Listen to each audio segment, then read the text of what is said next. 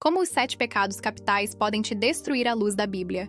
Embora a lista formal dos 7 pecados capitais, orgulho, avareza, luxúria, ira, gula, inveja e preguiça, seja uma categorização posterior, desenvolvida na tradição cristã para fins didáticos, suas raízes estão profundamente fincadas no solo fértil das Escrituras.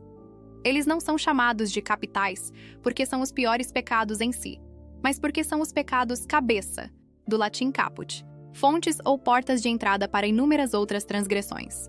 Cada um deles representa uma distorção fundamental de um desejo humano natural, transformando o que poderia ser bom em um motor de destruição. A Bíblia, da Torá às Epístolas, diagnostica essas disposições do coração como as verdadeiras arquitetas da ruína espiritual, relacional e, em última análise, eterna. Se você está gostando do nosso canal, dê o seu like, se inscreva e compartilhe. 1. Orgulho, soberba. O orgulho é universalmente considerado o pecado original e a raiz de todos os outros. É a exaltação do eu acima de Deus e dos outros, uma recusa em reconhecer a própria dependência do Criador.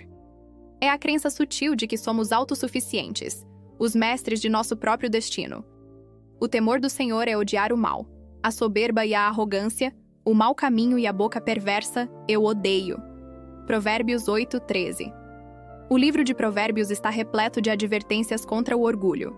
A soberba precede a ruína, e a altivez do espírito precede a queda. Provérbios 16:18. A queda de Lúcifer, Satanás, é o arquétipo do orgulho. Isaías 14:13-14 descreve seu desejo de se exaltar. Eu subirei ao céu, exaltarei o meu trono acima das estrelas de Deus. Serei semelhante ao Altíssimo. Na Torá, a construção da Torre de Babel, Gênesis 11, foi um ato monumental de orgulho coletivo, uma tentativa de fazer um nome para nós mesmos e alcançar os céus por força própria, resultando em confusão e dispersão. 2. Avareza, ganância. A avareza é o desejo desordenado por riquezas materiais e posses. Não se trata apenas de querer ter, mas de encontrar segurança, identidade e felicidade nas coisas, a ponto de transformá-las em ídolos que substituem a confiança em Deus. Porque o amor ao dinheiro é a raiz de todos os males, e alguns, nessa cobiça, se desviaram da fé e a si mesmos se atormentaram com muitas dores. 1 Timóteo 6:10. Jesus também alertou vigorosamente contra a avareza. Cuidado! Fiquem de sobreaviso contra todo tipo de ganância. A vida de um homem não consiste na abundância dos seus bens. Lucas 12:15. A parábola do rico insensato, Lucas 12:16-21, é a ilustração perfeita da avareza. O homem acumula tanto que planeja construir celeiros maiores para si mesmo, dizendo à sua alma para descansar, comer, beber e se alegrar. Deus o chama de insensato, pois naquela mesma noite sua vida seria tirada, e tudo o que ele acumulou não teria valor.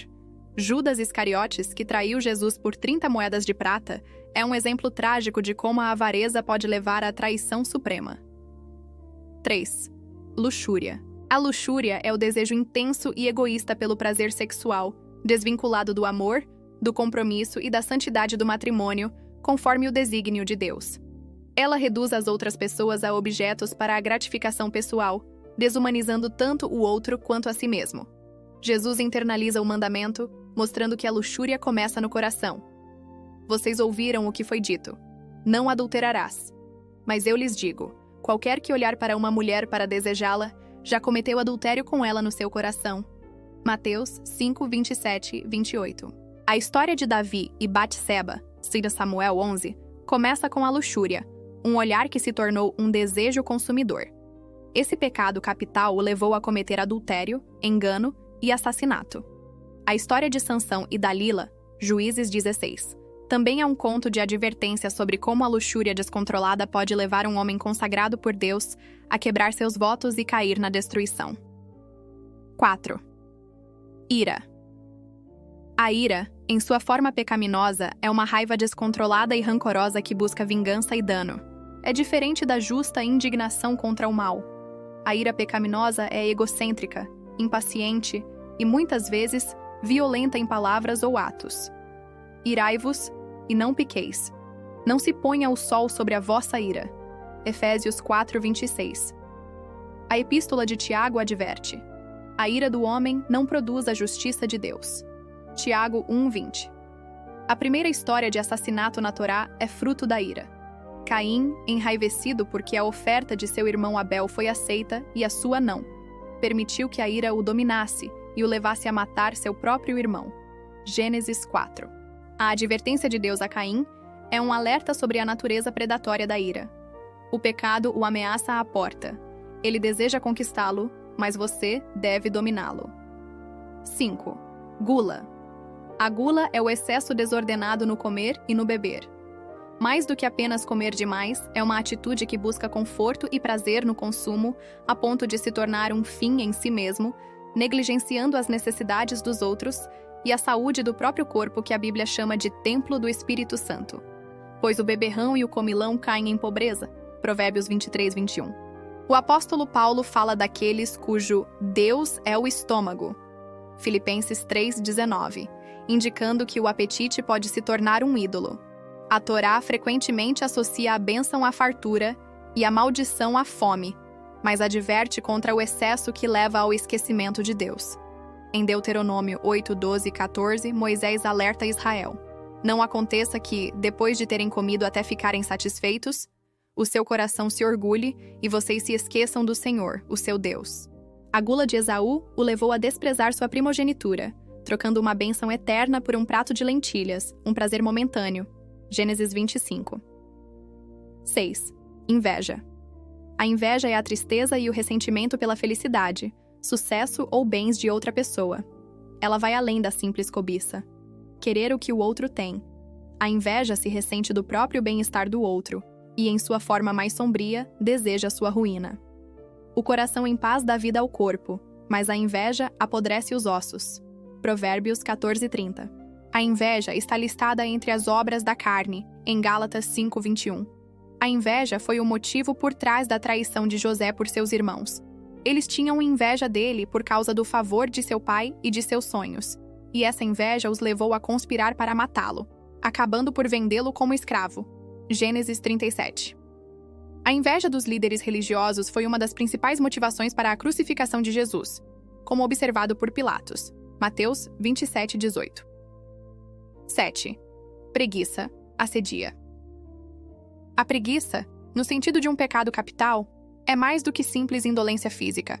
É a assedia, uma apatia espiritual, uma negligência em cumprir os deveres para com Deus e para com o próximo. É uma tristeza que imobiliza a alma, uma recusa em se esforçar no caminho do amor e da justiça. O livro de Provérbios está cheio de advertências contra a preguiça física e suas consequências.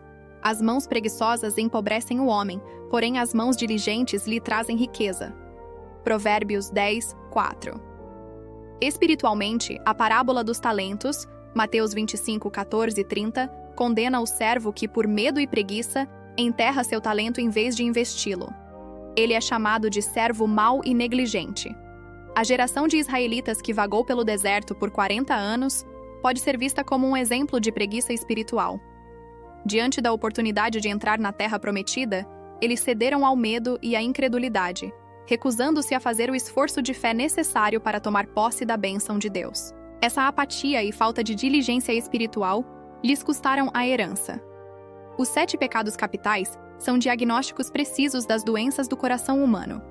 Cada um deles é uma escolha de buscar a vida e a satisfação em fontes criadas, em vez de no Criador. O orgulho escolhe o eu.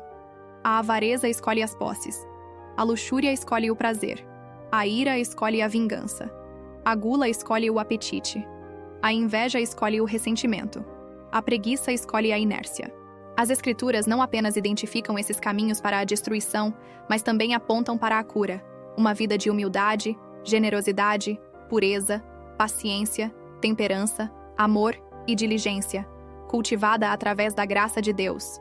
Reconhecê-los em nós mesmos é o primeiro e crucial passo para nos afastarmos do caminho da ruína e trilharmos o caminho da vida.